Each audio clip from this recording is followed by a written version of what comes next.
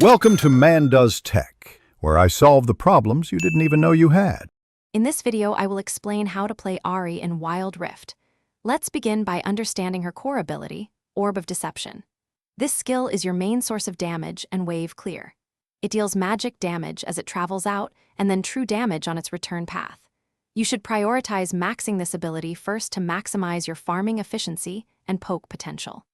Use it to harass enemies and clear minion waves from a safe distance, maintaining control of your lane. Next, let's talk about Ahri's ultimate, Spirit Rush. This powerful ability grants you 3 dashes, making Ahri incredibly mobile for both engaging and disengaging.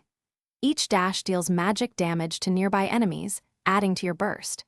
You can use Spirit Rush to reposition during fights, chase down low-health targets, or quickly escape dangerous situations. Remember, securing a takedown will reset your ultimate, allowing for extended playmaking in team fights. Now, let's focus on Ahri's most impactful crowd control, Charm. This ability is crucial for stopping enemies in their tracks.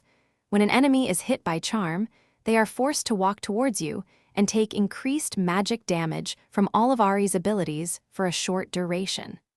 Landing a precise charm is key to setting up your full combo for maximum burst damage on a single target. Practice aiming this skill to reliably catch opponents and secure advantageous trades.